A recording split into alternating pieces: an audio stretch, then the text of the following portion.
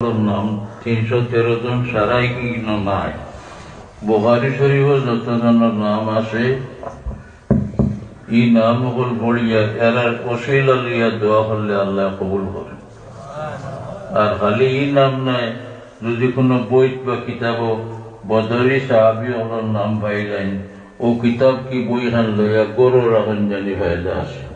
আমি 2-3 চাওয়া করি আসছি, শেষ হয়েছে কি এখন আছে কিনা বাজারও জানি না। অনেক বুজুর্গগুলোর ইশারা বা হুকমে আমি তরতিব দিয়ে ঠিক করছিলাম। বুখারী শরীফও যে কয়েকজনের নাম আছে ও নাম হানাই এখন ফলো হইব, এর ঘরে দই কে বলিতে 17 মধ্যে সে করি সে এখন বললে হইব। الحمدلله رب العالمين والعاقبة للمتقين والصلاة والسلام على سيد المرسلين وعلى آله وصحبه أجمعين.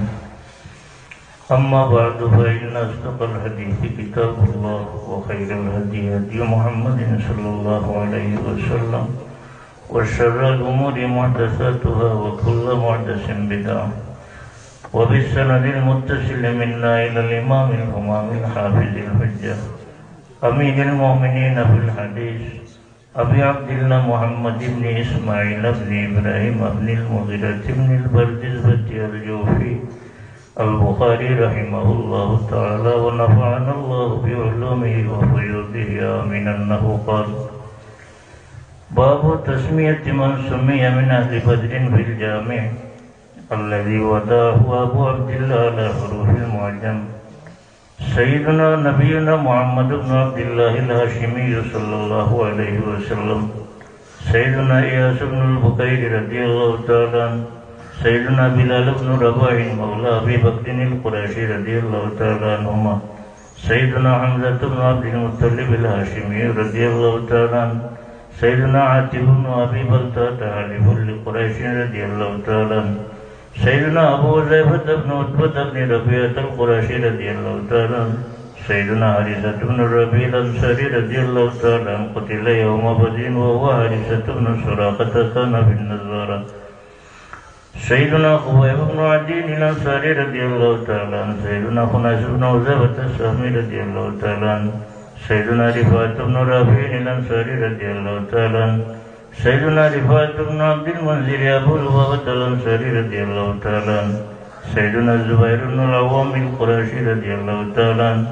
سيدنا زيد بن سهل أبو طلحة الأنصاري رضي الله تعالى عنه، سيدنا أبو زيد الأنصاري رضي الله تعالى عنه، سيدنا سعد بن مالك الزهري رضي الله تعالى عنه، سيدنا سعد بن خولة القرشي رضي الله تعالى عنه، سيدنا سعيد بن زيد بن عمرو بن نفيل القرشي رضي الله تعالى عنه، سيدنا سهل بن حنيف الأنصاري رضي الله تعالى عنه،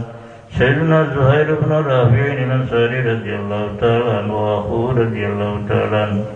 سيدنا عبد الله بن عثمان أبو بكر الصديق القرشي رضي الله تعالى عنه، سيدنا عبد الله بن مسعود الهذلي رضي الله تعالى عنه، سيدنا عتبة بن مسعود الهذلي رضي الله تعالى عنه،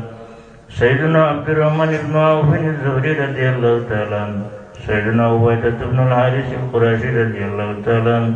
سيدنا عبادة بن الصامت الأنصاري رضي الله تعالى عنه، سيدنا عمر بن الخطاب العدوي رضي الله تعالى عنه، سيدنا عثمان بن عفان القرشي رضي الله تعالى عنه، خلفه النبي صلى الله عليه وسلم على ابنته وضرب له بسهمه، سيدنا علي بن أبي طالب الهاشمي رضي الله تعالى عنه، سيدنا عمرو بن عوف رضي الله تعالى عنه حليف بني عامر بن لؤي، سيدنا عقبة بن عمرو الأنصاري رضي الله تعالى عنه، سيدنا عامر بن ربيعة الأنصاري رضي الله تعالى عنه، سيدنا عاصم بن ثابت الأنصاري رضي الله تعالى عنه، سيدنا وائل بن سعيد الأنصاري رضي الله تعالى عنه، سيدنا عتبان بن مالك الأنصاري رضي الله تعالى عنه، سيدنا قدامة بن مسعود رضي الله تعالى عنه، سيدنا قتادة بن النعمان الأنصاري رضي الله تعالى عنه، سيدنا معاذ بن عمرو بن الجموح رضي الله تعالى عنه، سيدنا معاوية بن عفراء رضي الله تعالى عنه وأخوه رضي الله تعالى عنه، سيدنا مالك بن ربيعة أبو سعيد الأنصاري رضي الله تعالى عنه، سيدنا مرارة بن الربيع الأنصاري رضي الله تعالى عنه، سيدنا معن بن عدي الأنصاري رضي الله تعالى عنه سيدنا مصطفى بن أساسة بن عبد عبد المطلب بن عبد مناف رضي الله تعالى عنه